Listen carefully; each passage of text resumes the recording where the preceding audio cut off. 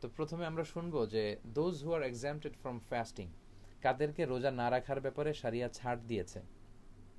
আল্লাহ বলছেন ফামাং শাহিদা মিনকুমুশ শাহরা ফালিয়াসুম, যারা এই রমাদান মাস পায় তারা যেন রোজা রাখে, দে শুড ফাস্ট। ফালিয়াসুমহু, আল্লাহ কিন্তু অর্ডার করেছেন, এটা অপশনাল নয়, এটা একেবারেই কম্পালসারি। তো কিছু লোককে আবার ছাড় দেওয়া হয়েছে তাদের পরিস্থিতির কারণে। তারা কারা এবং কোন পরিস্থিতিতে পড়লে আপনি রোজা ভাঙতে পারবেন, শুরুতে আমরা এটা নিয়ে কথা বলি। 10 শ্রেণীর লোককে মূলত শারিয়া ছাড় দিয়েছে রোজা না রাখার ব্যাপারে। তারা তাদের পরিস্থিতির আলোকে কোনো সমস্যায় পড়লে তারা রোজা না রাখলেও চলবে। আগে আমরা এই বিষয়ে শুনি। প্রথমত হচ্ছে সবি, মানে হচ্ছে চিলড্রেন, শিশুরা। শিশুরা তাদেরকে রোজা রাখার ব্যাপারে না রাখার ব্যাপারে ছাড় দেয়া হয়েছে। তবে শিশুদেরকে উৎসাহিত করা উচিত। একজন শিশু যখন ম্যাচিউরড হবে তখন থেকে সে রোজা রাখবে। ছেলেরা ম্যাচিউরড হয় যখন তাদের প্রথম নাইট মেয়ার হয়, মানে প্রথম যখন স্বপ্নদোষ হয় তখন থেকে সে ম্যাচিউরড, তার উপর রোজা রাখা ফার্জ।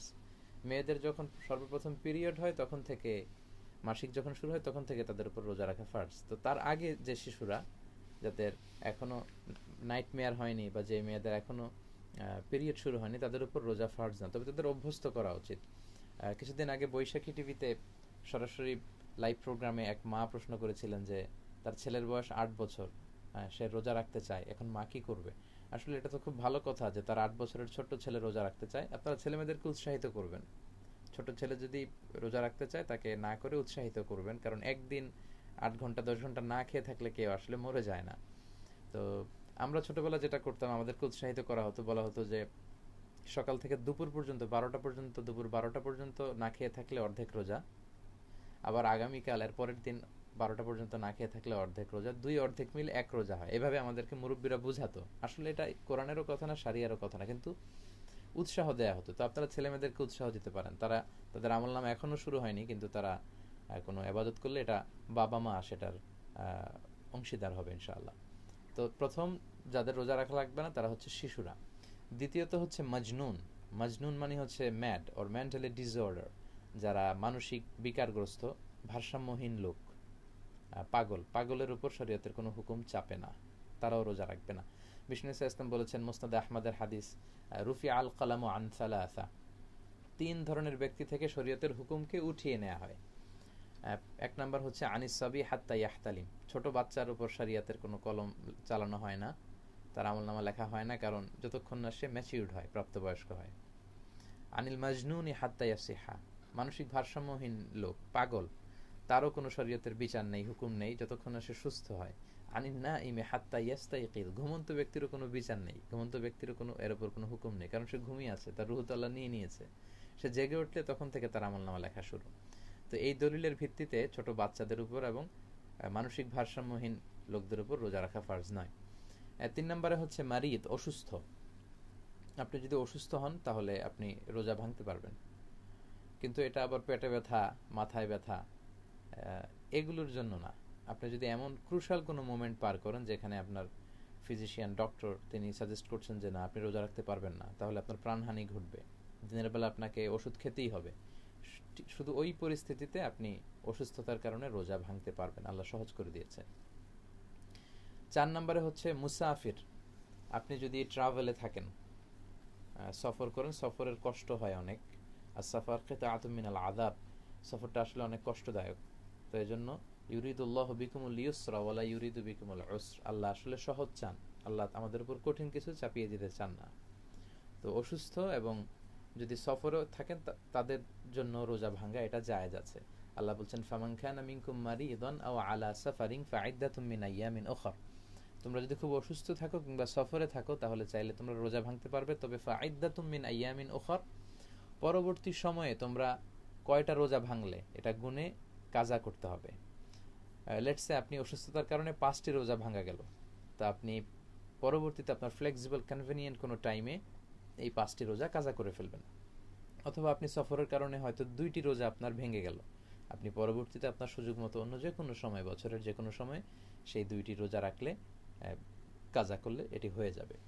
5 নম্বরে যাদের উপর রোজা রাখার ব্যাপারে ছাড় দেওয়া হচ্ছে তারা হচ্ছে আল হারাম। আল হারাম মানে হচ্ছে very old man or women, খুবই বয়োবৃদ্ধ লোক যাদের বয়স 80-র বেশি, 90-এর বেশি, বার্ধক্যে উপনীত হয়েছে, বয়সের ভারে নুজ্জ, তারা বসতে পারে না, দাঁড়াতে পারে না, আত্মীয় স্বজনদের কাউকে চিনে না, কথা বলতেও পারে না। তো তাদের উপর শরীয়তের কলম আসলে চলবে না। তারা, তাদের ব্যাপারেও আল্লাহ ছাড় দিয়েছেন, ও আলাল্লাযীনা ইউতীকুনাহু ফিদয়াতুন তুআমু মিসকিন, তারা ফিদিয়া দিয়ে দিবে। অথবা এমন দুরারোগ্য ব্যাধিতে আক্রান্ত, লেটসে ক্যান্সার হয়েছে, বা তা থেকে আর সুস্থ হওয়ার কোনো সুযোগ নেই, পরে যে কাজা করবে তারও সুযোগ নেই, অথবা এত বয়স তার রোজা রাখার বিষয়টা তার সাথে যায় না আসলে, তখন তারা ফিদিয়া দিবে। প্রত্যেকটা রোজার কারণে একজন লোককে খাওয়াবে, 30টা রোজার কারণে একজন লোককে 30 দিন খাওয়াবে, অথবা 30 জনকে একবারে খাইয়ে দিলে হয়ে যাবে। এটা হচ্ছে ফিদিয়া। অনেকে প্রশ্ন করেছেন যে আমার আম্মা খুব অসুস্থ, এত অসুস্থ যে তিনি বসতে পারেন না, আমাদেরকে চিনেন না, কথাও বলতে পারেন না, বয়স তার 85, কি করবে? তার রোজা রাখা লাগবে না, তার পক্ষ থেকে আপনারা ছেলে মেয়েরা যারা আছেন ফিদিয়া দিয়ে দিবেন। 30 জন লোককে একসাথে, ধরেন যে উদাহরণস্বরূপ আপনি 30টা বিরিয়ানির প্যাকেট আর একটা করে মিনারেল ওয়াটারের বোতল, মানে একটা প্যাকেজ খাবার আপনি দিয়ে দিলেন, ফিদিয়া আদায় হয়ে গেল। 5টি আমরা বলে ফেললাম। 6 নম্বরে হচ্ছে আসহাবুল আমাল আশ-শাক্কা, যারা খুব হার্ড ওয়ার্কিং করে, ডিফিকাল্ট ওয়ার্কস এর সাথে যারা জড়িত, যাদের কাজের ক্ষেত্রটা এত কঠিন তাদের পক্ষে রোজা রাখা সম্ভব না, কিন্তু তাদের উচিত হবে তাদের সর্বোচ্চ, they should try their level best to fast, রোজা রাখার সর্বোচ্চ চেষ্টা করবে, এবং এই কাজ ছেড়ে দিয়ে অন্য কোনো কাজের সুযোগ যদি পায়, যে কাজের মধ্যে দিয়ে সে জীবিকা নির্বাহ করতে পারে, তাহলে ওই কাজ করবে এবং রোজা রাখবে। কিন্তু পরিস্থিতি যদি এতটা ইমার্জেন্সি হয়, এমন হয়ে যায় যে কোনো কাজ নেই, জব নেই, চাকরির সুযোগ নেই, জীবন বাঁচানোর সুযোগ নেই, এমন কিছু কাজ তারা করছে, ওই কাজগুলো করা অবস্থায় যদি রোজা রাখতে না পারে, সেক্ষেত্রে আল্লাহ তাদেরকে ছাড় দিয়েছেন। তারা কারা? যেমন স্টোন ক্র্যাশিং এ যারা কাজ করে, আপনারা যারা সিলেটে গিয়েছেন দেখবেন যে প্রচন্ড রোদে যারা স্টোন ক্র্যাশিং এর কাজ করে, তাদের পক্ষে আসলে এই কাজ করে রোজা রাখা সম্ভব না। এরপর rickshaw pooling during the summer time, প্রচন্ড গরমে চৈত্র মাসে যদি কেউ রিক্সা চালায় এবং এই কাজ ছাড়া যদি তার অন্য কাজের সুযোগ না থাকে, এবং রাত্রিবেলা শুধু রিক্সা চালিয়ে যদি তার জীবিকা না চলে, দিনের বেলাও যদি চালাতে হয় রৌদ্রের মধ্যে দিয়ে, তাহলে সে চাইলে যদি রোজা রাখতে নাই পারেন তাহলে ভাঙতে পারবেন, কিন্তু পরবর্তীতে তিনি কাজা করে নিতে হবে। পাশাপাশি আয়রন ফ্যাক্টরিতে যারা কাজ করে, আমি একটা ভিডিও দেখেছি যে আয়রন ফ্যাক্টরিতে যারা কাজ করে, এতটা কষ্টসাধ্য কাজ, লোহার গলিত অংশ আসছে, এটাকে আবার আরেকটা লোহা দিয়ে বাঁকা করে দিতে হয়, আর সেই লোহার প্রচন্ড গলিত লোহার তাপে তাদের দেহ বেয়ে ঘাম ঝরছে, এবং দেখলাম যে একটা ভিডিওতে পাশে ঠান্ডা পানি, বালতিতে ঠান্ডা পানি রাখা, সেখান থেকে পানি নিয়ে তারা 2 মিনিট পর পরই তাদের দেহের মধ্যে পানি ঢালছে। তো তাদের পক্ষে আসলে রোজা রাখা সম্ভব না। অথবা সৌদি আরবে, আরব বিশ্বে যারা ডেজার্টে কাজ করে, মরুভূমিতে, তো এই জাতীয় কাজের সাথে যারা জড়িত, অন্য কাজ খুঁজে পাচ্ছেন না যে কাজ করে তারা রোজা রাখবেন, এই কাজই করা লাগতেছে, এবং রোজা রাখার সক্ষমতাও তাদের নেই, কারণ এই পরিস্থিতিতে তারা রোজা রাখলে তারা ডিহাইড্রেশনে মরেই যাবে, মানে পানি শূন্যতায় মরেই যাবে। তো তারা এরকম ইমার্জেন্সি পিরিয়ড যদি হয়, তাহলে তারা রোজা ভাঙতে পারবেন, কিন্তু পরবর্তীতে কাজা করে নিতে হবে। কিন্তু অবস্থা যেন এমন না হয় যে প্রতি বছরই তিনি স্টোন ক্রাশিং এ কাজ করে, আয়রন ফ্যাক্টরিতে কাজ করে, আর রোজা তিনি রাখেন না, এমনটা যেন না হয়। যদি ইমার্জেন্সি কারো এরকম সমস্যা হয়ে যায়, তাদের জন্য রোজা ভাঙার সুযোগ আছে। এর কারণ হচ্ছে মাকাসিদুশ শারিয়া আমাদেরকে খেয়াল রাখতে হবে। শারিয়া 5টা জিনিসকে খুব বেশি প্রায়োরিটি দেয়, 5টা জিনিসকে হেফাজত করার ব্যাপারে। তার প্রথমটা হচ্ছে হেফজুন নাফস, জীবন বাঁচাতে হবে আগে, সবার আগে জীবন বাঁচাবেন। আপনার জীবনে যদি না থাকে তো আপনি কি করে ইবাদত করবেন? এই সুযোগগুলো নেওয়া হয়েছে ওই আয়াত থেকে যে আও আলা সাফার, সফরে থাকলে আল্লাহ সিয়ামকে ভাঙার সুযোগ দিলেন কেন? কারণ সফরে কষ্ট হয়।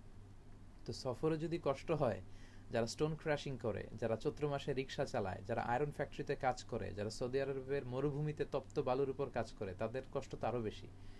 এজন্য শারিয়ার একটা মূল সৌন্দর্য হচ্ছে সিম্পলিসিটি, লিগ্যাল অপিনিয়ন।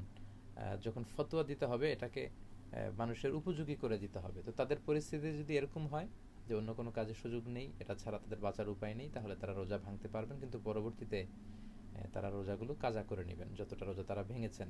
কারণ আল্লাহ সাধ্যের উপর কিছু চাপিয়ে দেন না। আল্লাহ বলেন লা ইউকাল্লিফুল্লাহু নাফসান ইল্লা বুসআহা, তোমাদের সাধ্যের উপর আল্লাহ বাইরে কিছু চাপিয়ে দেন না। এবং আল্লাহ বলছেন লা তাকতুলু আনফুসাকুম ইন্নাল্লাহা কানা বিকুম রহিমা, তোমরা নিজেদেরকে জেনে শুনে ধ্বংসের দিকে ঠেলে দিও না, হত্যা করো না, আল্লাহ তোমাদের উপর রহম দয়ালু এবং মেহেরবান।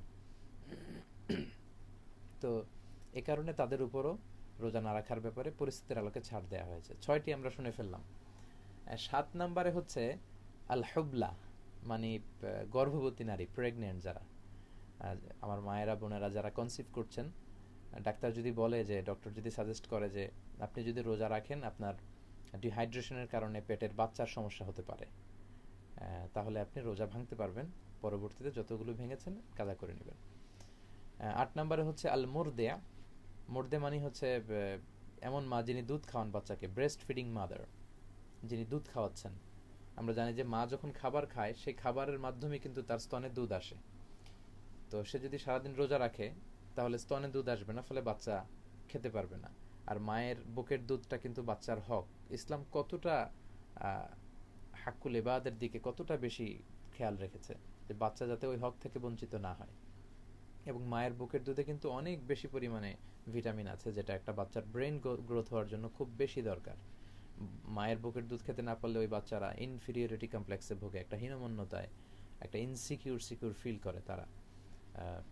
তো এজন্য যারা আলমোরদে, বাচ্চাকে দুধ খাওয়াচ্ছেন যেই মায়েরা, তাদের যদি এরকম হয় যে তার দুধ আসছে না বুকে না খাওয়ার কারণে, তাহলে তারা চাইলে রোজা ভাঙতে পারবেন, পরবর্তীতে কাজা করে নেবেন। বিষ্ণু ইসা ইসলাম আবু দাউদ এবং আত-তিরমিজির হাদিস, বিষ্ণু ইসা ইসলাম ইরশাদ করেন, ইন্নাল্লাহা ওয়াদাআ আনিল হুবলা ওয়াল মুরদি'i আস-সাওম, নিশ্চয় আল্লাহ তাআলা গর্ভবতী নারী এবং দুধ খাওয়াচ্ছে বুকের দুধ এরকম মায়ের জন্য রোজাকে আল্লাহ ছাড় দিয়েছেন, তবে তারা পরবর্তীতে কাজা করলে চলবে ইনশাআল্লাহ।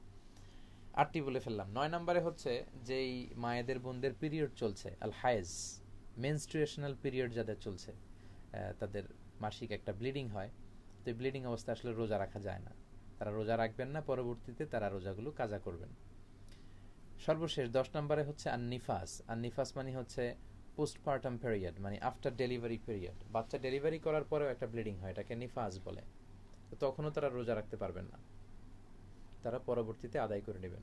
মা আয়েশার বর্ণনায় তিরমিজিতে একটা হাদিস এসেছে, মা আয়েশা বলতেন যে কুন্না নাহিদু ফি আহদি রাসূলিল্লাহ সুম্মা নাতহুর, আমরা রাসূলের যুগে যখন পিরিয়ড হতো, আমাদের মাসিক হতো, তখন আমরা রোজাও রাখতাম না, নামাজও পড়তাম না। তো পরবর্তীতে রাসূল সাল্লাল্লাহু আলাইহি ওয়াসাল্লাম নামাজ কাজা করতে বলেননি, শুধু রোজা কাজা করতে বলেছেন। তো মায়েদের বোনদের পিরিয়ড যখন হয় তখন আপনারা রোজাও রাখবেন না, নামাজও পড়বেন না, নামাজগুলো আর কাজা করা লাগবে না, কিন্তু সিয়াম, রোজা যেগুলো ভাঙা পড়লো কিন্তু কাজা করা লাগবে। তো এই 10 শ্রেণীর লোকদের জন্য they got the exemption from fasting based on the Sharia perspective. Shahriar দৃষ্টিকোণ থেকে যদি আমরা বিচার করি, তাহলে এই 10 শ্রেণীর লোক তারা রোজা না রাখার ব্যাপারে ছাড় পেয়েছেন পরিস্থিতির আলোকে। আশা করি এই পয়েন্টটি আপনারা বুঝতে পেরেছেন। সম্মানিত ভাই এবং বোনেরা,